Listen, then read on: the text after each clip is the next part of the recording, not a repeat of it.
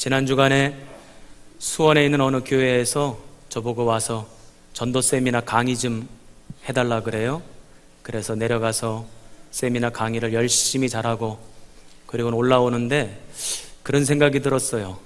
이게 내가 강의를 한 건가 설교를 한 건가. 요즘 제 고민이 그런 겁니다. 뭘 해도 설교 같아.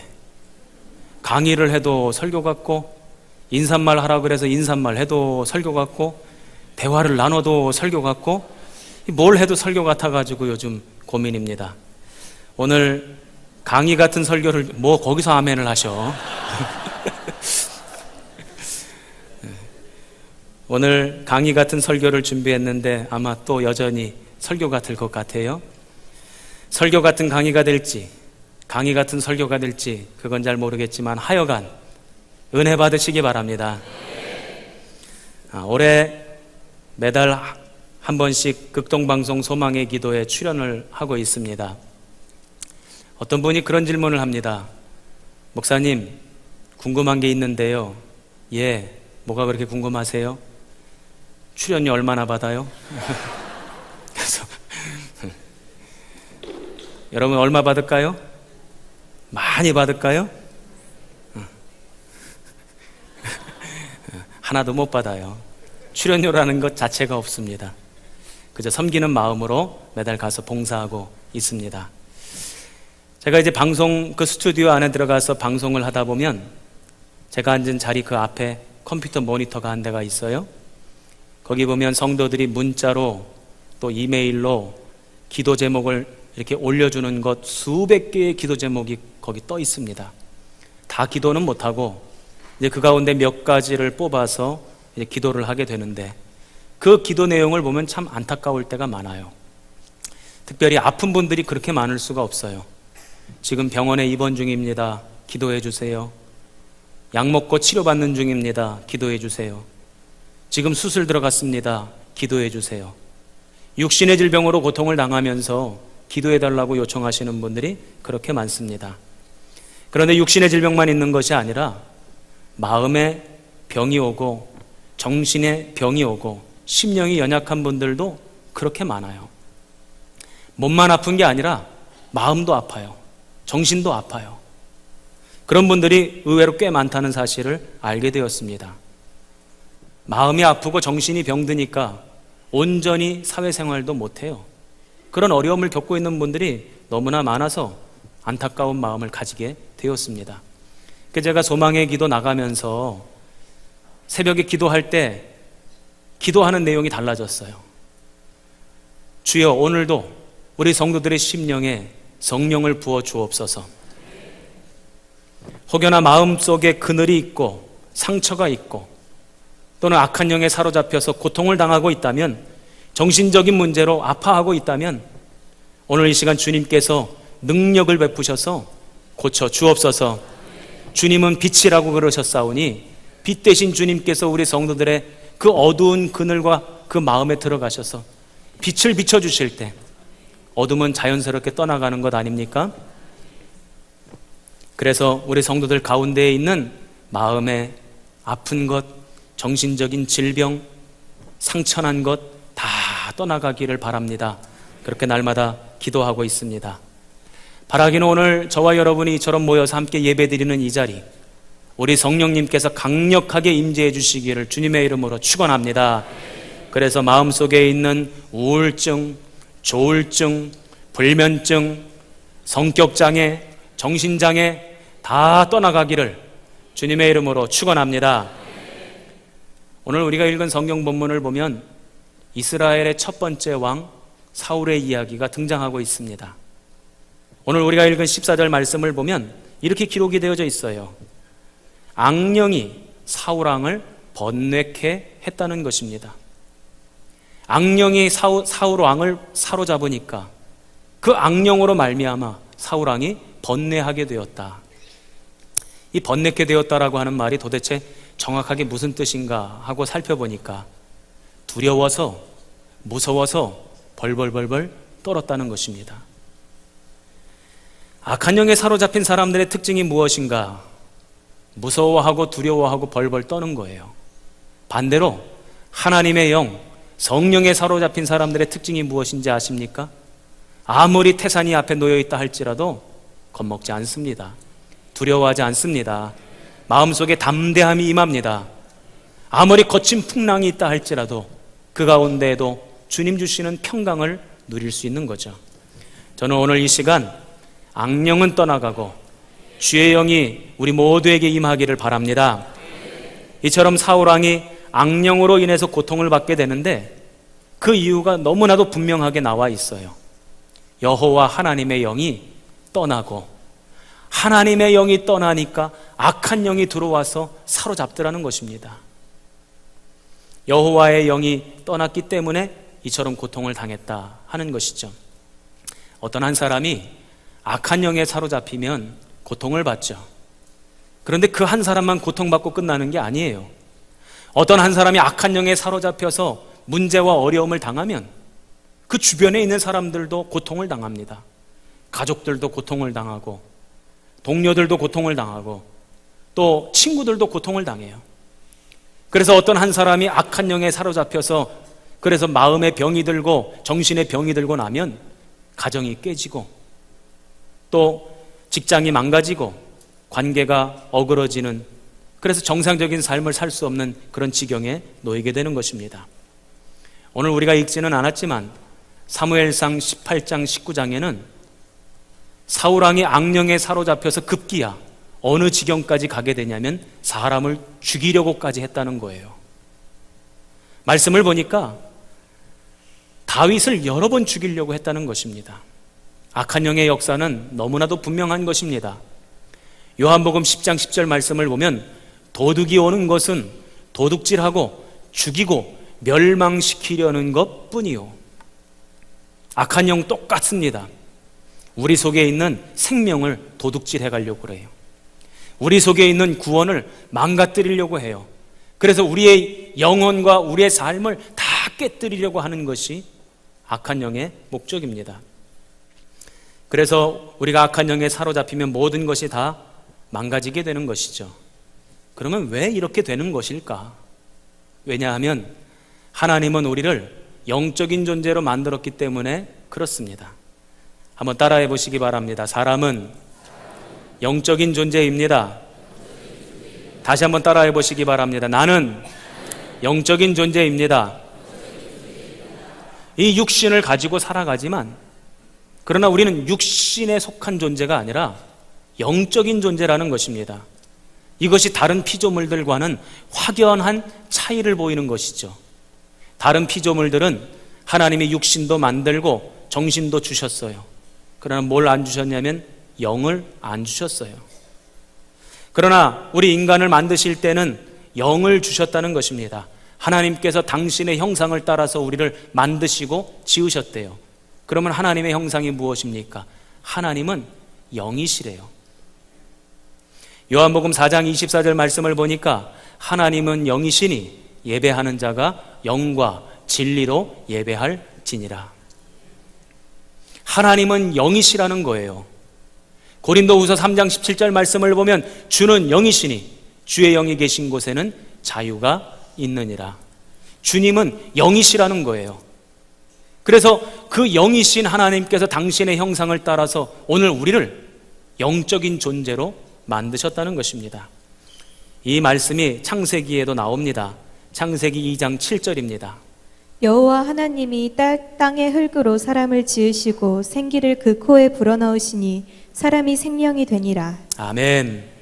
사람을 만드실 때에 흙으로만 만드신 것이 아니라 흙으로 다 만드신 다음에 그 코에다가 생기를 불어넣으셨답니다.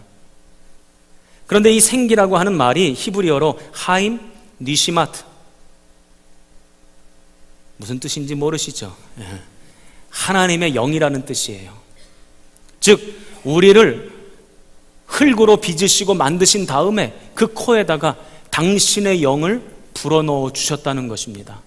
그래서 생명이 되게 하셨다는 거예요. 그러니 오늘 저와 여러분 속에 누구의 영이 들어와 있어요? 하나님의 영이 들어와 계신 줄로 믿습니다. 다시 한번 따라해 보시기 바랍니다. 나는 영적인 존재다. 육신만 가지고 있는 다른 피조물들과는 다르게 우리는 영적인 존재입니다. 하나님의 영을 부여받았습니다. 그 영이 내 속에 있습니다. 그래서 생명이 되었습니다. 이 말은 우리 인간은 육신의 욕구만 채워진다고 행복하게 살아갈 수 있는 존재가 아니라는 거예요. 한번 보세요. 짐승들은요, 배만 부르면 살아갑니다. 잠자리만 주어지면 살아갑니다. 그러나 우리 사람은 그럴 수 없습니다. 배부르다고 행복합니까? 잠만 잘 수 있다고 행복합니까? 그렇지 않습니다. 영이 만족해야, 그래야 내가 행복하게, 기쁘게, 감사하게 살아갈 수 있는 것입니다. 육신의 소욕이 채워진다고 행복한 것이 아닙니다. 내 속에 있는 하나님이 부어주신 그 영이 만족해야지만 내가 진짜로 행복한 삶을 살아갈 수 있는 것이죠. 어제 우리 어느 집사님이 제가 지난번에 우리 개척교회 부흥회 인도하고 왔다니까 저를 식사 대접하시겠대요. 그러면서 장어를 사주신다고 그러세요. 그래서 그러지 마시고 우리 같이 일하는 사역자들도 다 같이 맛있는 밥 먹었으면 좋겠습니다. 그랬더니 우리 부목사님들, 전도사님들까지 다 초대하셔가지고 좋은 식당에 가가지고 그래서 점심 식사 아주 좋은 거를 대접해 주셨어요. 우리가 얼마나 맛있게 먹었는지 몰라요. 대화를 나누는데, 밥을 먹으면서 대화를 나누는데 그 집사님이 그런 말씀을 하세요. 목사님, 저는요, 제가 제일 부자예요. 당신이 제일 부자래. 우리나라 재벌 회장들 들으면 기가 찰 오르십니다. 무슨 당신이 제일 최고 부자예요. 말도 안 되는 얘기지. 강남에 있는 큰 빌딩 가지고 있는 부자들 그 얘기 들으면요, 콧방귀 끼죠. 그런데 저는 그 집사님이 왜 목사님 제가 세상에서 제일 부자입니다라고 말하는지 그 이유를 너무나 잘 알고 있어요. 하나님을 알았고 믿었고 구원받았고 은혜 받았고, 다시 할게요. 하나님을 알았고 믿었고 구원받았고 은혜 받았기 때문에, 그래서 세상적으로 볼 때는 이것도 부족하고 저것도 모자라지만 그러나 그것 때문에 불행하지 않다는 거예요. 하나님 주신 은혜가 너무너무 크기 때문에 그 집사님의 영은 날마다 만족함을 누리면서 내가 세상에서 제일 부자다, 내가 세상에서 제일 부자다, 이러면서 살아가신다는 거예요. 저와 여러분이 그러한 줄로 믿습니다. 오늘 이 예배를 마치고 나가실 때 이 고백이 저와 여러분의 동일한 고백 됐으면 좋겠어요. 나는 하나님을 믿었고 구원받았기 때문에, 은혜 받았기 때문에 내가 세상에서 제일 부자다. 내가 세상에서 제일 부자다. 하나님이 주신 그 영이 만족할 때에 우리는 복되고 아름다운 삶을 살아갈 수 있죠. 어느 누구 부럽지 않은 행복한 삶을 살아갈 수 있습니다. 어느 상황이나 어느 때나 기쁘고 감사가 넘치는 삶을 살아갈 수 있는 것입니다. 그런데 하나님의 영, 내 속에 있는 영이 만족함을 느끼지 못할 때는 불행한 거예요. 슬픈 거예요. 괴로운 겁니다. 내가 왜 사는가? 늘 기운이 없고 늘 뭘 해도 피곤하고 지쳐요. 만약에 오늘 이 예배당에 나와 앉아 계신 여러분들 가운데 내가 왜 사는가? 늘 지치고 피곤하다면 여러분의 영이 만족함이 없기 때문에 그런 겁니다. 영이 만족한다면 오늘도 기쁘고 오늘도 감사할 줄로 믿습니다. 그렇다면 우리의 영의 만족은 어디에서부터 나오는가? 고린도후서 3장 5절입니다. 우리가 무슨 일이든지 우리에게서 난 것 같이 스스로 만족할 것이 아니니 우리의 만족은 오직 하나님으로부터 나느니라. 아멘. 우리의 만족은 오직 하나님으로부터 나온대요. 우리의 만족은 오직 하나님으로부터 나온답니다. 그 만족함이 있기를 소망합니다. 오늘 이 예배에 참여하고 있는 모든 성도들에게 하나님께서 영의 만족을 주셔서, 그래서 저와 여러분이 환하게 웃었으면 좋겠어요. 이탈리아 베네치아 출신의 심리학자, 정신과 의사, 굉장히 유명한 사람이랍니다. 아사지올리. 저도 설교 준비하면서 이름 처음 알았어요. 이 아사지올리가 뭐라 그랬냐면, 사람에게는 영성이라는 것이 있는데 그 영성이라고 하는 것이 그 사람과 그 인생의 사령탑과도 같다. 그래서 그 영성이 그 사람의 인생을 주장해 간다는 거예요. 그런데 그 영성에 문제가 생기고 병이 들고 무너지면 영성만 무너지는 것이 아니라 그 인생이 무너지고 그 삶이 무너진다. 이런 얘기를 했어요. 장로교 목사의 아들로 태어나서 평생 인간의 심리와 정신을 연구하고 분석하고 치료한 학자가 있습니다. 정신과 의사이자 세계 정신분석학자로 유명한 칼 구스타프 융이라고 하는 사람이 있어요. 들어보셨죠? 이름 융 들어보셨죠? 할렐루야. 네. 이름 못 들어보셨어요? 네. 아주 유명한 사람이래요. 그런데 이 사람한테 정신적으로 문제가 있는 사람들이 찾아오기만 하면, 이 사람을 만나기만 하면 꼭 고침을 받는다는 거예요. 대단하지 않습니까? 정신장애, 성격장애, 우울증, 신경증, 불면증, 모든 정신적 질병, 그것이 무엇일지라도 이 사람에게만 오면 치료받는다는 거예요. 얼마나 대단한 사람입니까? 이 사람이 82세의 나이에 영국에 있는 BBC 방송에 초대되어져서 대담회를 하게 되었습니다. 이 사람이 뭐라 그러냐면, 나에게 찾아오는 사람들에게 공통점이 하나 있습니다. 그게 뭐냐면 그 사람의 사령부인 영성이 흔들려서 병에 걸려 찾아오는 것입니다. 그래서 정신에 문제가 생기고, 정신에 문제가 생기니까 육신이 병들고, 육신이 병드니까 인생이 다 망가지게 되는 것입니다. 이런 병은 약으로도 못 고칩니다. 그렇다면 왜 영성이 흔들리는가? 왜냐하면 영성은 우리의 것이 아니라 하나님의 것이기 때문에, 하나님이 주신 영이기 때문에 우리의 영이 하나님과 가까워지면 가까워질수록 우리의 영이 힘을 얻고 건강해지는데, 반대로 하나님과 멀어지면 멀어질수록 힘을 잃고 병에 걸리게 됩니다. 이렇게 말을 하는 거예요. 하나님과의 관계가 멀어질수록 가까워질수록 그것에 비례해서 건강해지기도 하고 병들기도 하고 그런다는 것입니다. 그래서 융은 늘 이런 처방을 내렸답니다. 하나님과 가까워지기. 이게 그가 내리는 처방전이었어요. 하나님께 가까이 다가가는 방법을 처방하면 꼭 병이 낫더라는 것입니다. 그러자 BBC 방송국 사회자가 묻습니다. 아니, 50년 동안 의사 생활을 하셨는데 예외가 없으셨습니까? 예외가 한 명도 없었습니다. 가끔 가다가 약으로 고쳐지는 사람이 있기는 하지만, 그러나 그런 사람들은 반드시 재발돼서 또 나를 찾아옵니다. 그런데 하나님과 가까워져서 고침받은 사람은 절대로 나를 다시는 찾아오지 않습니다. 미국의 백만장자 밀톤이라고 하는 사람이 불면증으로 시달렸다고 합니다. 잠을 자고 싶은데 잠이 오지를 않는 거예요. 너무너무 괴로워서 약을 먹기도 하고 미국에 있는 의사를 찾아가 보았지만 고침을 못 받았습니다. 그래서 이 융을 찾아가요. 그랬더니 이 융이 모스크바에서 한 60km 떨어진 저 시골에 있는 수도원에다가 이 사람을 보냅니다. 첫날 수도원장과 만났는데 수도원장이 그러더래요. 오늘 오시느라고, 멀리서 오시느라고 힘드셨을 테니까 오늘 주기도문 300번만 외우고 그리고 쉬세요. 주기도문 300번을 외운 겁니다. 그 다음날 원장님을 만났어요. 원장님, 어제 300번 주기도문 외우라고 해가지고 다 외웠는데 오늘은 뭐 할까요? 예, 오늘은 600번 외우세요. 그 다음날은 또 900번 외우세요. 그래가지고 매일매일 300번씩 늘려가는 거예요. 20일째 되던 날 주기도문을 6,000번 외워야 되는 거니까 6,000번 외우려다 보니까 뭔 다른 생각할 겨를이 없는 겁니다. 잠잘 시간도 없는 거예요. 그래서 6,000번을 다 외웠는데 6,000번을 외우고 나자마자 잠이 소나기처럼 쏟아지더랍니다.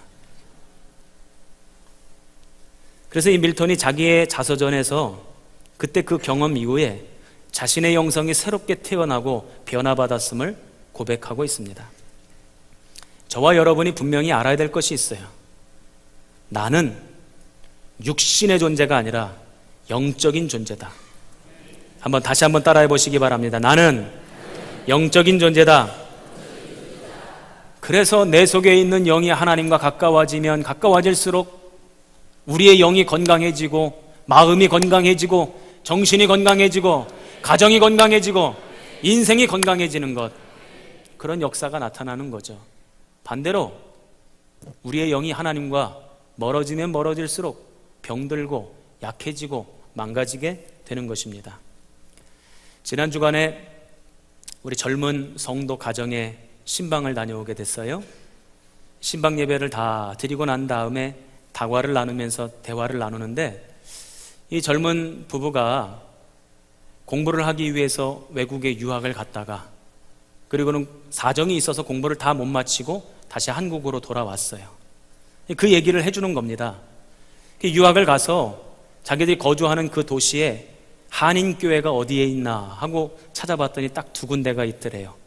그래서 여기도 가서 예배 드려보고 저기도 가서 예배 드려봤대요. 그런데 예배를 드리면 드릴수록 마음에 허전함이 몰려오고 예배 드린 것 같지도 않고 말씀을 들은 것 같지도 않고 그러더래요. 그래가지고 주일날 교회 가서 예배 드리고 와서 인터넷 켜가지고 누구 설교를 들었다네.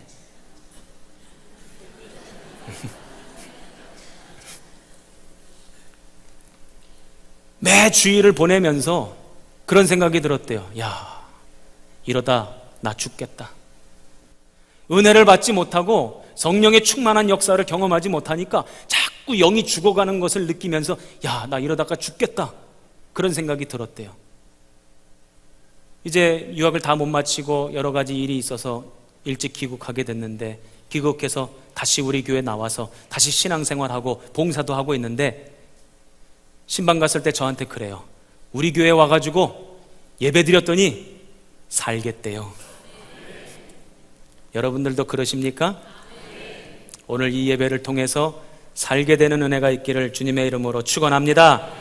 예배 마치고 저 예배당 문을 착 나갈 때, 야, 오늘 내가 주님 앞에 예배드리고 찬양하고 말씀 들음으로 내 영이 살겠네, 우리 가정이 살겠네, 내 인생이 살겠네, 이렇게 고백할 수 있기를 주님의 이름으로 축원합니다.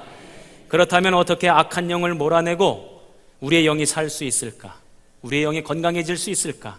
사무엘상 16장 23절에 그 해답이 나옵니다. 하나님께서 부리시는 악령이 사울에게 이를 때에 다윗이 수금을 들고 와서 손으로 탄즉 사울이 상쾌하여 낫고 악령이 그에게서 떠나니라. 아멘. 다윗이 수금을 손으로 타니 악령이 떠나갔대요. 손으로 수금을 탔다는 것은 하나님을 노래하고 하나님을 찬양하고 하나님을 경배했다는 것 아닙니까? 하나님을 노래했더니 찬양을 불렀더니 악령이 떠나가더라는 거예요. 저는 이런 경험을 어렸을 때 많이 봤습니다. 동네마다 교회마다 그때는 귀신 들린 사람들이 그렇게 많았어요. 귀신 들린 사람을요 가운데다가 눕혀놓고 움직이지 못하게 사람들이 꼭 손발 묶고 꼭 움켜쥐고는 삥 둘러 앉아서 1시간이건 2시간이건 막 찬양을 부릅니다. 한참 찬양을 부르면 귀신 들린 사람이 막 괴로워서 발버둥을 쳐요. 그러다가 나중에 그 귀신이 뭐라 그러면서 떠나는지 아세요? 어휴, 못 살겠네. 그러면서 떠나요. 그런 경험 안 해보셨나 봐. 저는 그런 거 많이 봤습니다. 우리가 찬양하고 경배하면 악령이 떠나간다는 것입니다. 주의 영이 임한다는 것입니다.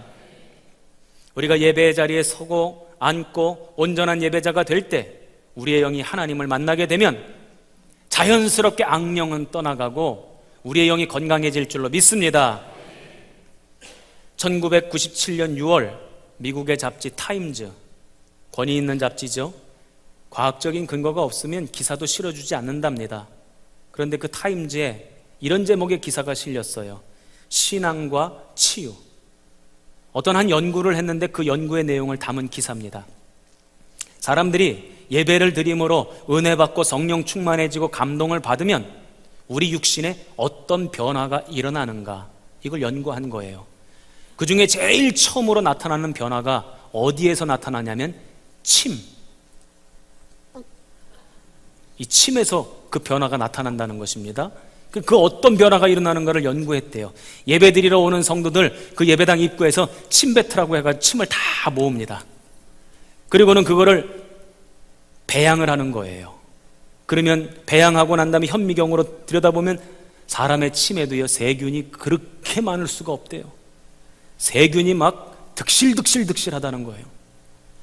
저는 이 득실이라는 표현을 쓸 때마다 좀 미안한 사람이 있어요. 저의 누나 이름이 득실이거든요. 조금 미안하긴 한데 어쩌면 인터넷으로 이 설교를 볼 수도 있는데 하여간 세균이 득실득실하다는 거예요. 죄송합니다. 그리고는 예배당에다가 곳곳에 성도들 모르게 카메라를 설치해서 예배드리는 성도들의 모습을 다 촬영을 하는 겁니다. 어떤 사람은 졸고 있고, 어떤 사람은 주보 오타 찾고 있고, 어떤 사람은 멍 때리고 있고, 딴짓하고 있고, 그런데 어떤 사람은 열정적으로 찬양을 하고 뜨겁게 기도를 하고 말씀 들을 때마다 아멘하고 말씀 들을 때마다 아멘하고 말씀 들을 때마다 아멘하고 그런 사람들이 있더라는 거예요. 예배 끝나고 나가는 성도들 다시 침을 받습니다. 그리고는 그것을 세균 배양을 해가지고 다시 현미경으로 들여다봤더니 놀랍게도 좋은 사람은 그대로고 주보 오타 찾은 사람도 그대로인데 열정적으로 찬양하고 은혜 받고 감동받은 사람은 세균이 다 죽어 있더라는 거예요. 아멘입니까? 여러분의 침은 지금 어떻습니까? 과학과 우리의 믿음이 서로 상충되는 것 같지만 과학이 발전하면 할수록 더욱 우리 믿음을 증명해 주는 역할을 하게 됩니다. 우리 몸을 화학 구조로 살펴보면 우리 몸을 구성하는 가장 작은 단위가 원자랍니다. 그럼 이 원자가 어떻게 되어 있나? 핵이라는 것이 있고 그 핵을 돌고 있는 전자가 있대요. 이게 재미나게도 꼭 시계 방향으로 돈대요. 근데 이 전자가 최소 단위로 돌아야 되는 그 횟수가 있는데 그게 50회랍니다. 50회보다 못 돌면 그 사람은 죽는데요. 50회 이상으로 돌아야 된다는 거예요. 그런데 놀라운 것은 사람이 하나님을 만나고 은혜를 받고 성령 충만해지고 감동을 받으면요, 이 전자가 더 빨리 돈다는 거예요. 이 전자가 더 빨리 돌면 우리 몸에서 어떤 일이 벌어지는가? 몸이 뜨거워지고 빛이 나고 몸에 있는 세균이 죽고 악한 암덩어리가 녹아진다는 거예요. 할렐루야. 왜 그런지 저는 잘 모르겠지만 이상구 박사가 강의 시간에 그런 얘기를 했어요. 왜 우리 몸에 있는 암이 죽으려면, 암세포가 죽으려면 체온이 높아져야 된다, 그런 얘기 혹시 들어보셨잖아요. 이게 다 연관이 되는 거예요. 제가 지난 주간에 진동과 주파수에 대한 설교를 했는데 이것과도 다 연결이 된다, 이 얘기입니다. 저는 바라기는 오늘 이 예배를 통해서 저와 여러분의 침 속에 있는 나쁜 세균은 다 죽을지어다. 원자의 그 주변을 돌고 있는 전자의 그 회전수가 빨라질지어다. 그렇게 될 줄로 믿습니다. 우리말을 자세히 따져보면 참 놀라운 말들이 많아요. 알고서 그런 말을 한 건지 모르고도 그런 말을 한 건지 모르겠지만 우리나라 말에 이런 말이 있어요. 신난다, 신명난다, 신바람 난다. 자세히 들여다보면 이게 믿음이랑 딱 맞아떨어져요. 신이 난대요. 내 속에 있는 신이 나온다는 거예요. 내 속에 있는 신의 바람이 나온다는 거예요. 우리의 영이 하나님을 만나면 신나게 되고 신바람 나게 되고 신명 나게 될 줄로 믿습니다. 강북 쪽에서 목회를 하는 우리 친구 목사님 교회를 제가 방문한 적이 있어요. 교회 예배당 로비 이렇게 입구에 들었으니까 50대 중반쯤 되는 관리 권사님이 청소를 하고 계시더라고. 그래서 안녕하세요 인사를 하고 담임 목사님 만나 뵈러 왔습니다. 그랬더니 아주 친절하게 저희를 담임 목사님실로 안내를 해주세요. 그 들어가서 우리 친구 목사님이랑 인사를 하면서 아유, 관리 권사님 참 표정이 너무 좋다고, 친절하다고, 참 좋은 분인 것 같다고. 그랬더니 관리 권사님이 아니래요. 원로 장로님이시래. 아니 원로 장로님이시라면 70세가 넘으셨을 것 같은데 그때 연세가 83세가 되셨대. 83세가 되셨는데 50대 중반으로 보이는 거예요. 은혜 받고 성령 충만해서 교회에서 자원해서 봉사한다는 거예요. 자원해서 화장실 청소, 자원해서 교회 바닥 마대 걸레질하고 또 빗자루 들고 다니면서 쓸고 자원해서 기쁨으로 찬송을 부르면서 그 일을 하신다는 거예요. 아, 제가 보니까요, 성령 충만하니까 얼굴도 젊어져. 우리 옆에 계신 분 한번 봐봐요.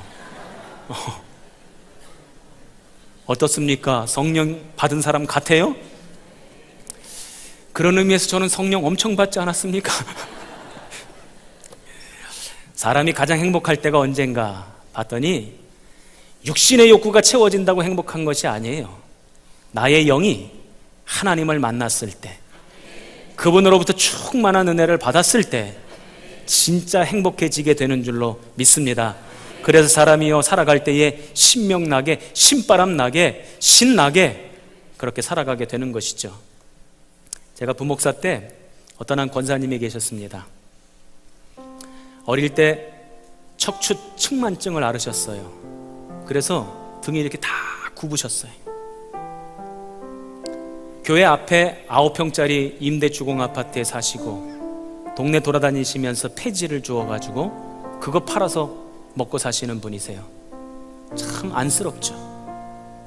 어느 날 금요심야 기도회가 끝나고 목사님들이 저 밖에 나가서 집으로 돌아가는 성도들 손을 잡고 인사를 하는데, 그날 제가 설교를 했는데 그 권사님이 제 손을 꼭 붙잡아요. 울먹울먹하면서 등이 굽으셨는데 제 손을 붙잡고 이렇게 말씀하시는 거예요. 목사님, 제가 하나님의 은혜를 어마어마하게 받았는데 그 은혜를 어떻게 갚아요? 하나님 은혜를 엄청나게 받았는데 그 은혜를 어떻게 갚는데요? 그러면서 저에게 인사를 하고 가시는 거예요. 꾸부정하게. 제가 그 뒷모습을 보면서 세상에서 가장 초라한 뒷모습이고 가장 고단한 삶을 살고 가장 가난한 인생인 것 같은데 그분은 당신이 받은 은혜가 너무너무 크대요. 당신이 받은 은혜가 너무너무 크고 한량 없어서 이 은혜를 어떻게 갚으며 살아가야 되냐고 저한테 울먹울먹하며 고백하는 겁니다. 그때 제가 깨달았어요. 꾸부정하게 살아가시는 저 권사님, 인간의 눈으로 볼 때는 가장 볼품없고 초라해 보이고 연약한 분이시지만 저분의 영은 세상의 그 어느 누구보다도 건강하구나. 저분의 영은 그 어느 누구보다도 주님과 가까이 있구나. 바라기는 오늘 이 주일 예배를 드리는 우리 성도들에게도 이 동일한 은혜가 있었으면 좋겠습니다. 내가 받은 은혜가 큰데 이 은혜를 어떻게 다 갚을 수 있겠습니까? 오늘 이 예배를 드리고 떠나갈 때에 저와 여러분이 주님의 은혜에 사로잡혀서 세상에 나아가서도 악한 영 틈타지 못하고 주님과 날마다 가까이, 주님의 영과 가까이 살아서 영혼이 건강하고 가정이 건강하고 인생이 건강하고 자녀들이 건강해지는 은혜가 있기를 주님의 이름으로 축원합니다. 기도하겠습니다.